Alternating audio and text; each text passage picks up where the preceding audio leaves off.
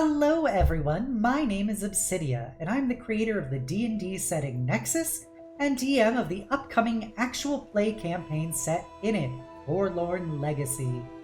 I wanted to make this video to give a brief overview of some of the lore, places, and concepts of the setting, so it doesn't sound so strange when we start playing.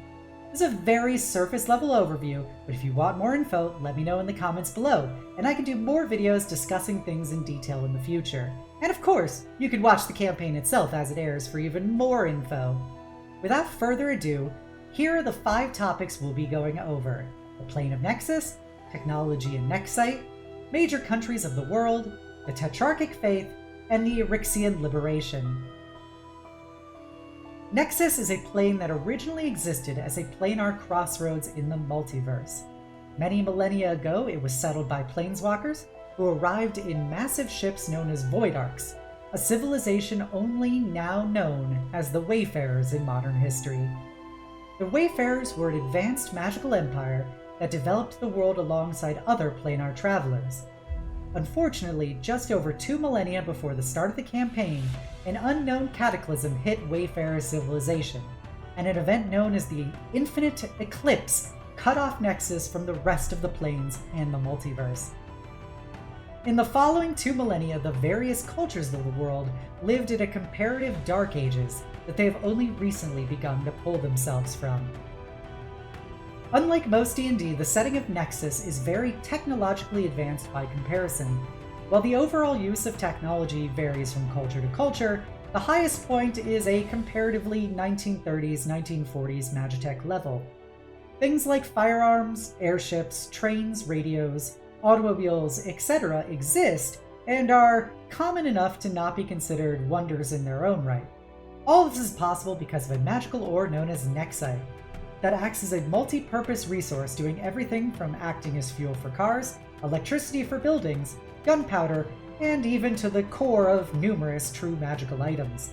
No one knows what exactly Nexite is. Some theorize it's the raw stuff of the planes trapped in Nexus, fossilized magical creatures, or perhaps simply a fantastical ore, akin to adamantium or mithril.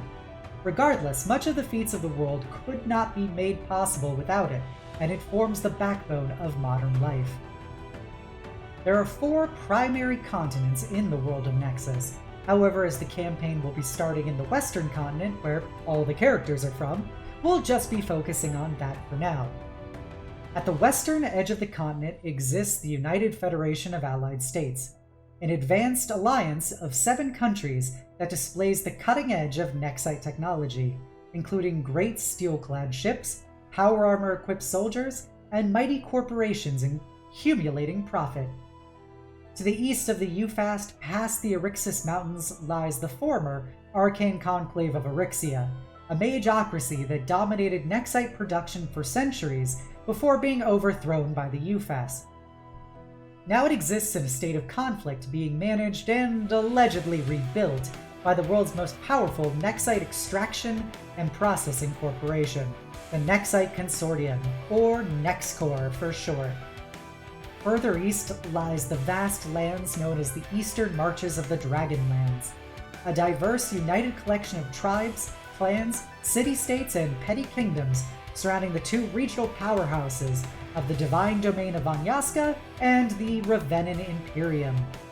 The Divine Domain of Vanyaska is a state of contradictions, a nation of druids that worships a god of industry and melds technology and nature to create a state of harmony and transcendence. Identifiable by the mixing of nature and animal-themed cybernetics with plants, animals, and people. Their historical rivals lie to the south in the Ravenin Imperium, a nation of psionically empowered nobles and their vassals seeking perfection and ascendance through a mastery of their enigmatic powers and the world around them. The most prominent faith across the world is that of the Tetrarchy, or the Tetrarchic faith. The Tetrarchic faith consists of 4 gods who returned to this world 5 centuries ago, after several millennia of silence following the collapse of Wayfarer civilization. They each embody a specific aspect of life, and all seek to protect and foster life. The 4 gods are Amora, the goddess of community and civilization, Gladius, the god of survival and protection, Cognitius, the god of ingenuity and knowledge, and Termina, the goddess of death and the eternal cycle. Their holy symbol is a four-pointed starburst, and while they are a united pantheon and not necessarily rivals, some cultures and nations place greater emphasis on one or the other based on their own particular context. Aside from the Tetrarchy, other common faiths include the goddess of industry Vanyaska, goblinoid ancestor worship, the Ravenin path of ascension philosophy, and draconic animism. The final topic to discuss here will be the recent current event I touched on previously, the Eryxian Liberation. 10 years prior to the start of the campaign, the UFAS invaded Eryxia seeking to overthrow the Arcane Conclave and instill a free democracy in its stead.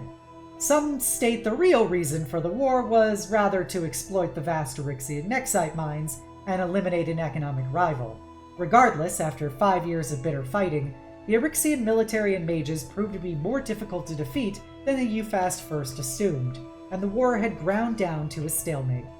The stalemate was only broken when a newly formed UFAS clandestine service known as Misericordia initiated Operation Nightfall, a decapitation strike eliminating the entire Archmage leadership of Eryxia in one fell swoop. Shortly after Eryxian United Resistance collapsed, and the UFAS was able to declare the country liberated. In the 5 years of occupation that followed, the UFAS eventually contracted out nation building and reconstruction to NextCorp, as the cost of directly policing the growing insurgent elements proved unpopular domestically.